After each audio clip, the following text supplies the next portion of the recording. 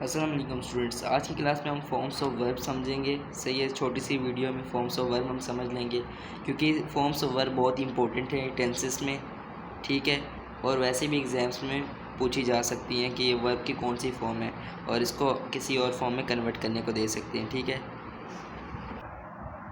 तो basically forms of verb 3 होती हैं। सही है, first form of verb, second form of verb और थर्ड फॉर्म ऑफ वर्ब। ठीक है, सबसे पहले तो ये क्लियर हो गया। ठीक है, अब ना फॉर्म्स ऑफ वर्ब बगैर याद किए कैसे परफॉर्म करें। ठीक है, क्योंकि ये बहुत ज़्यादा होती हैं, मस्ट इम्पॉर्टेंट भी अगर याद करने को बैठें तो वो भी 100+ ही बनती है। ठीक है, और अगर एग्ज़ाम में ऐसा हो जाए कि कोई ऐसी फॉर्म ऑफ वर्ब यूज़ कर लें सेंटेंस में जिसके आपको सेकंड फॉर्म या थर्ड फॉर्म नहीं आती हो, तो उसमें क्या करना है। ठीक है, तो सबसे पहले तो आप ये देखें 75% कन्वर्जन में ये होता है कि अगर आपके पास फर्स्ट फॉर्म ऑफ वर्ब है तो सेकंड फॉर्म ऑफ वर्ब में ईडी और थर्ड में भी ईडी लगता है। 75% यही होता है। अगर आपको नहीं आता, अगर आपको नहीं पता कि इसकी सेकंड फॉर्म ऑफ वर्ब और थर्ड फॉर्म ऑफ वर्ब क्या है, अगर आपने खुद से करना है, नहीं आता तो आप ईडी लगाएं। इसके 75% चांस होंगे सही करने के।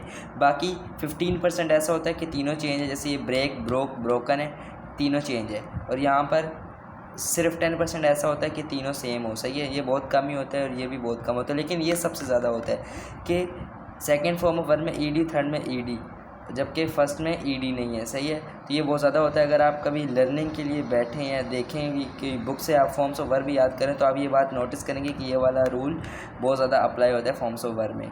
तो यही मैं बताना चाह रहा था बेसिकली कि अगर आपने खुद से परफॉर्म करना है बग़ैर याद किए तो आप इस तरीके को अप्लाई कर सकते हैं, बिल्कुल आपका आंसर ठीक हो। तो मिलते हैं नेक्स्ट वीडियो में, तब तक के लिए अल्लाह हाफ़िज़।